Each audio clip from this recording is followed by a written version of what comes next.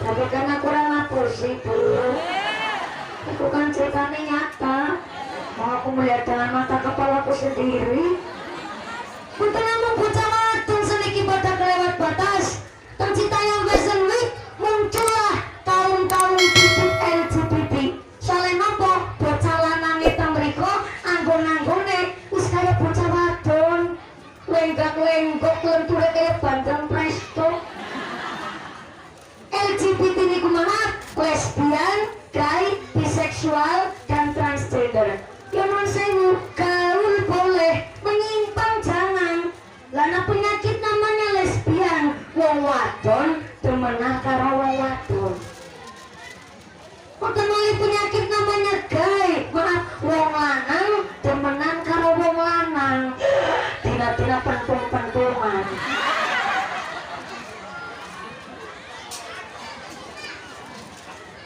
Loh, maaf, ini bukan penyakit baru. Dari zamannya Nabi Lut sudah terjadi. Ternyata kaumnya Nabi Lut wong lanang demenan karo wong lanang. Apa azabnya? Allah langsung mengirimkan batu kerikil panas untuk menghukum orang-orang yang punya penyakit seksual menyimpang.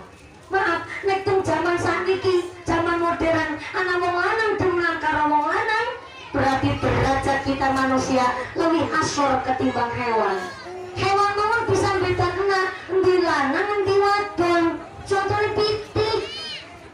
Lakat ceritane pitik jago demen karo pitik jago. Anggere jago nanti demenan karo jago, berarti 2022 endok larang regane. Mriki sekilo pinten pikan, Bu? 35. Ya Allah, jangan-jangan kena jago temen karo jago gue. Ternyata sampai anak wong lanang demenan karo wong lanang, wong wadon demenan karo wong wadon. Berarti niki kita sudah diparingi pirsa, niki zaman wis zaman akhir. Maka leres mushola, langgar, masjid adalah tempat terbaik untuk membentuk karakter seseorang. Maka kita masyarakat mushola, masyarakat masjid, niku masyarakat yang demokrasi. Karena semua yang masuk ke masjid, semua yang masuk ke mushola harus nyopot serandal, harus nyopot sepatu.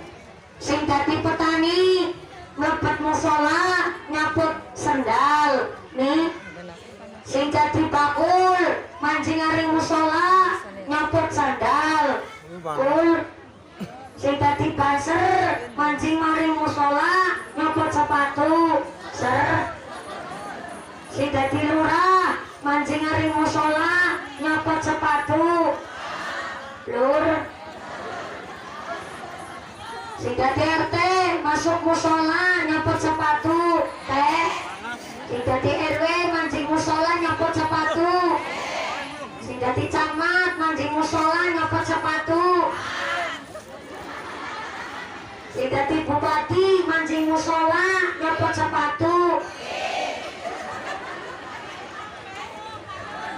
Sing dadi gubernur mancing mushola nyopot sepatu.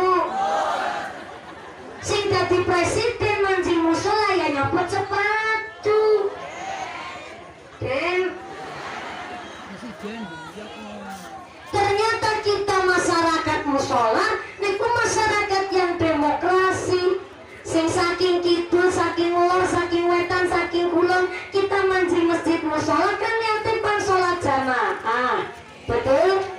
Sholat iku mancingnya mancing mushola masjid, juru madhep madhep kiblat. Kiblat mriki kulon. Kulone sebelah pundi? Oh, ibune ngene ngaji karo mumpuni wis kaya ngaji karo anake dhewe tetakoni kulon sebelah pundi?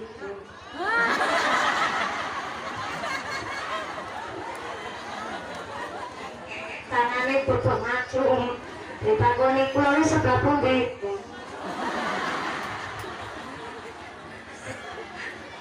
Yang namanya kita sholat mancing masjid mushola ya madhep kiblat, madhep ngulon si sekang wetan tekan masjid nyati sholat madhep ngulon.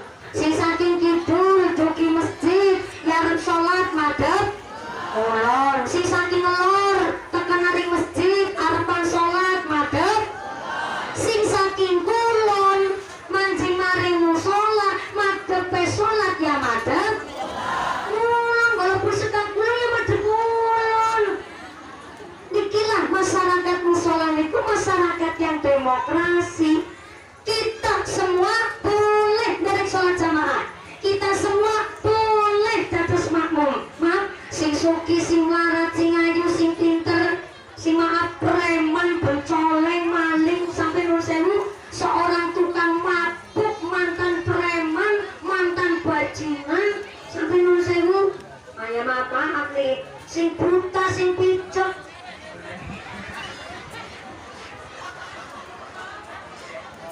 Maaf, sing tuli nun sewu, semua kita boleh jadi makmum. Tapi setiap kita boleh jadi makmum, nggak setiap kita boleh jadi imam. Imam itu nggak sembarangan, dipilih pakai syarat. Karena kita boleh jadi makmum, silakan ayo musola Baitul Ikhlas diisi dimakmuraken nggih salat berjamaah. Kita bermakmum kali Pak Kiai. Kiai ini dipilih pun imami sholat jamaah. Kiai yang betul-betul pakai syarat.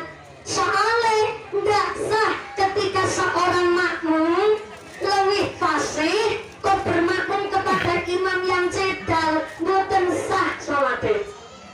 Mulane arane imam sholat jamaah dipilih karena syarat. Yang pertama, arane imam sholat jamaah dipilih karena fasihnya, mondoke teng pundi, kiyaine sinten, sanad ngilmune kudu jelas, maca Qur'ane ya kudu tartil. Arane imam sholat berjamaah. Dipilih pertama sebab fasihnya. Yang kedua, imam sholat berjamaah dipilih niku ternyata karena alimnya, amilun bil ilmi, tuwe amal di elmoni, tuwe ilmu di amalna. Ngaji mondok suwe nang pesantren, tapi ora gelem ngabdi nang masyarakat, ilmunya mubadir. Duwe ilmu kok ilmunya hanya digeletakan saja. Digeletakan.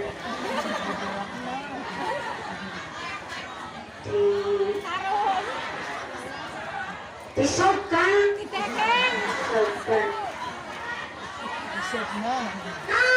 Dibiarkan. Punya ilmu kok cuma dibiarkan saja. Ilmunya mubadir. Ilmu kok malah nginteri wong, namanya madharat. Tapi ilmu bisa jadi manfaat kalau dipraktikkan dengan amal dan diimbangi dengan hidayah. Maka seorang imam sholat jamaah dipilih karena fasihnya, dipilih karena alimnya.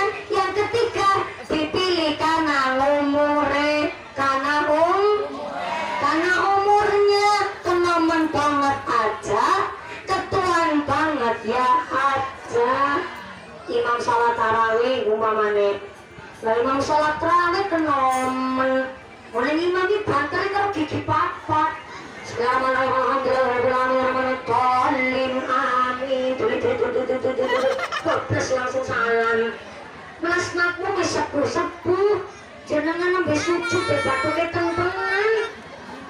Dan kuliah larang wis menyat maning. Yang nembe makmume ngecuaken jari telunjuk pas tahiyat malah imame wis salam. Wong aku ben nembe salam madhep sebelah nengen, sing kiri salam madhep kiri, akhire salam madhep depan. Teman-teman ya aja, ketuanya aja. Lah imam sholat jamaah umurnya 80 tahun. Bismillahirrahmanirrahim. Alhamdulillahirabbil alamin. Arrahmanirrahim. Guyune cangece. Walaupun monine Arrahmanirrahim, arane kiai sepuh, arane kiai desa, justru asyhadur. Ulang. Wong sepuh anggere ndonga justru asyhadur. Dongane nyambung karo Gusti Allah. Sebab napa walaupun Arrahmanirrahim. Wong iki wong padha gentur tapane, mangan longan turu longan, mangane dilong seneng puasa turu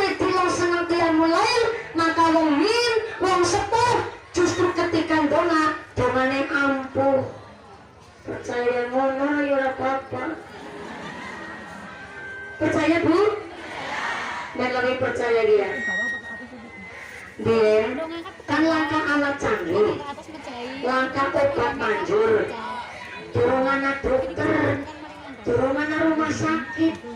Tapi kan anak ngomongin babaran normal kabeh. Wah, kasih operasi sesar. Direwangi siapa? Direwangi nang dukun bayi. Betul? Ning dukun bayi zaman sini ora sembarangan. Dukun bayi kok nganti ora salat, dukun bayi kok ora senang tirakat, domane ora ampuk, Bu. Cara cilacap nggih kula angger dukun bayi kok nganti ora salat, dukun bayi kok nganti ora senang tirakat, dongane tambar. Apa ketambar dongane ora manjur, ora ampuk, ora mandi. Bayangkan dukun bayi kok ngrewani seorang ibu persalinan, wong babaran kan tarone nyawa.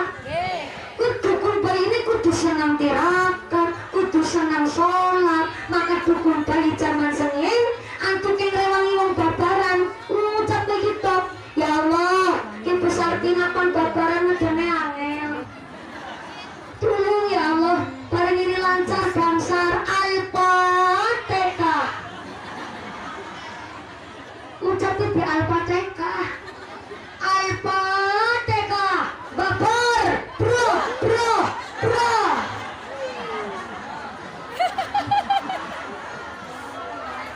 Bayi ini selamat metunan jaba, mama dia sehat, wara selamat. Padahal ucap Al-Fatihah. Tapi karena dukun bayi bien, dukun bayi sani, aku ya pernah ngicipi barang.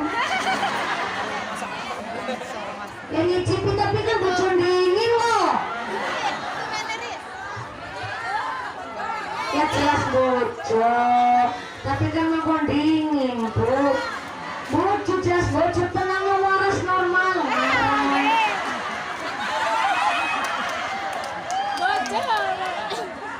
Perintah tapi kalau ngeceng bocor ya bocor.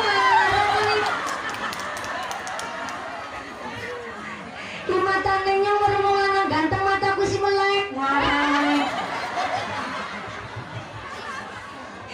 Ibunya perintah kon bocor, tapi kan nggak perintah nih orang pacaran, santri kon pacaran, maning, level.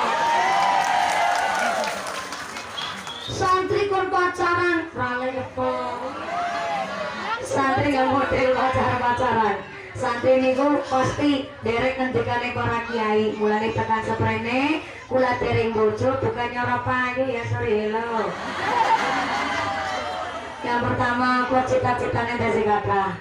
Yang pertama aku nembe lulus S1, aku lanjut S2. Yang kedua aku nembe makat umroh.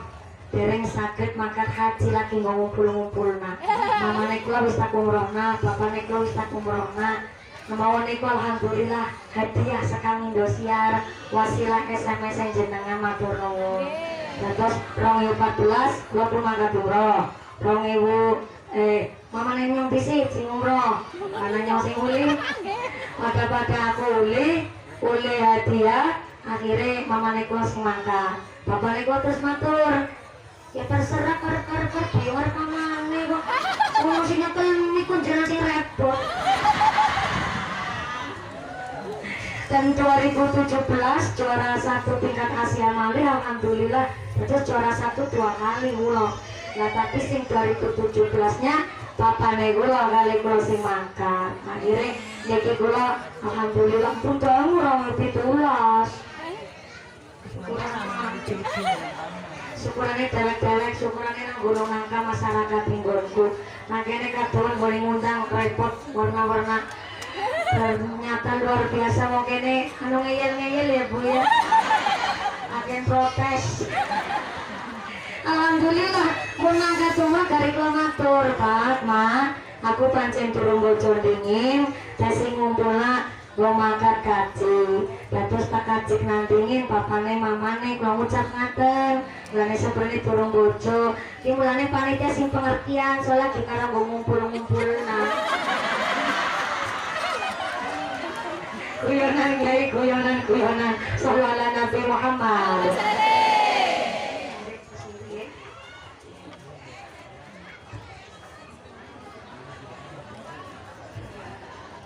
pakai jaluk dimakan umroh barang. Amin ya muka-muka pemane kula ngaji konten pisaroe ya muka-muka sing manfaat sing barokah Allahumma amin. Kenapa dari kelalen malah itu tak penting iki.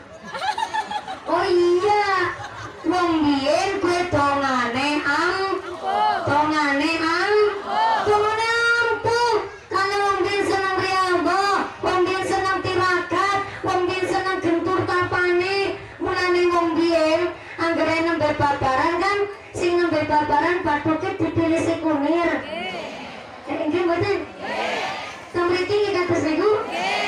Ternyata uniknya sing dipilih si kunir bathuke, laku sing garing dalan bayine.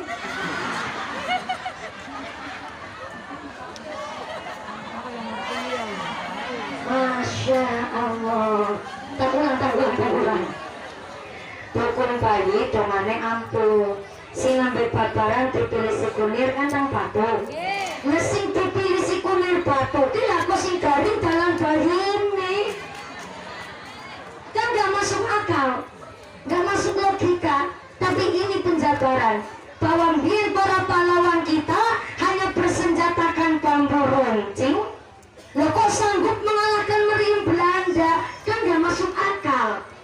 Soalnya bambu runcing lawan tank-tank Jepang gak fair. Lawan meriam Belanda, para pahlawan kita hanya pakai bambu runcing, kan gak seimbang. Nih tapi ternyata para pahlawan kita mampu mengalahkan penjajah hanya bersenjatakan bambu runcing. Ternyata para pahlawan kita tidak hanya gerilya yang naik gunung turun bukit lewat golok lan sapanunggalane. Ternyata para pahlawan kita pakai senjata yang amat sangat ampuh, namanya 17 rakaat sholat 5 waktu, subuh, zuhur, asar, maghrib, isya. Mulane para pahlawan kita mung pakai bambu runcing sanggup mengalahkan meriam Belanda. Karena nopo pakai senjata 17 rakaat. Mulane diberkahi merdeka